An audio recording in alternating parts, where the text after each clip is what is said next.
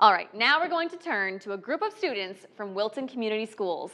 You might remember, last week we told you about how the team from Wilton entered the National Samsung Solve for Tomorrow STEM competition. The group used LED-colored light bars and sensors to improve safety for farmers climbing into grain bins. They became one of 10 national finalists, winning $50,000 for their school, and now they have a chance to compete at a live pitch event later this month for a chance to win an additional $100,000.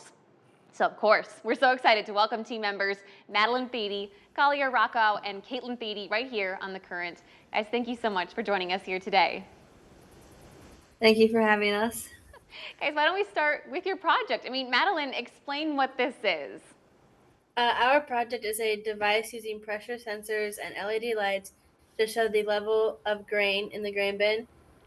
Additionally, we added a app to it. It's not functional yet, and it probably won't be, but our prototype it'll show like the amounts of grain in different grain bins at different locations, so you can pull it up on your phone and look at like what grain you have where. Okay, that's interesting. And as far as the app goes, honestly, the sky is the limit for you guys. Seriously, look how far you've already come. Collier, why was this project so important to you guys? What would be the impact of having this out in the world? As you know, there's lots of farmers around this area, and I myself am a farmer. And when during the harvest season, you climb up a grain bin, probably fit 10 times a day, just checking the grain bin, seeing how full it is. So saving that time from having to go up there, and obviously the safety of it. There's quite a few older people that are also still farming, and it just helps them to not have to climb up the bin every time and having the chance of injuring themselves. And what do the different colors mean on the actual lights that we're looking at? Every time that it gets to the sensor, it turns green, and once it's max capacity, they will all turn red, so that you know that it's full and you don't need to put any more in there. Wow. Caitlin, what was it like when you guys found out not only have you created this project, but you're one of 10 national finalists? Honestly, it was quite shocking to a lot of us. We were over the moon. We had gotten a text from one of our members saying that we were in the top 10. And I had told our teacher, I was like, yeah, we're like in the top 10. And she kind of looked at me and gave me a face. And she's like, no, we're not. And I was like, check your email, because we are. And she checked her email and she read the first line, and we were just filled with excitement. We were over the moon about it. Oh my gosh. How many people are on your team? 6. Wow.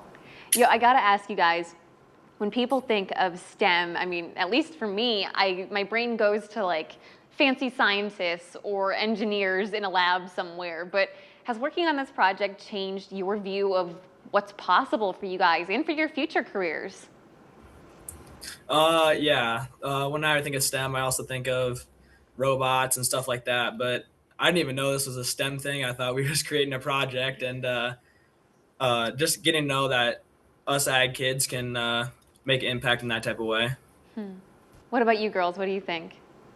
I feel like STEM gets overlooked when it comes to ag, so we really put that out there that you can apply STEM in the ag program and in the ag world in general. So finding a project to do that relates to agriculture base was very exciting for us. We've competed many years prior, and we seem to be the only school that's ever done an ag-based product. So that's pretty cool to be the odd ones that look outside the box and find a way to help people that do something big for us. Especially because technology STEM is so important in agriculture. Really quickly, in the few seconds we have left, Caitlin, I hear people can vote for you guys for even some more money. What's that about? So we have voting on the web. There's a website that you can go to, which is linked on your guys' page. And you go to that website, it's Community Choice Awards. So if we win that, we get an extra 10 grand, I believe, that goes to our school to get more things for our classroom and just show that we are supported by our community. I love it so much. I am so impressed with you guys, and I cannot thank you enough for your time today. Good luck at Nationals at the end of April. Thank you. For you guys at home, you can check out more of these students' story or vote for them, which you can do once a day on our website now through April 23rd. Just click on the As Seen on TV.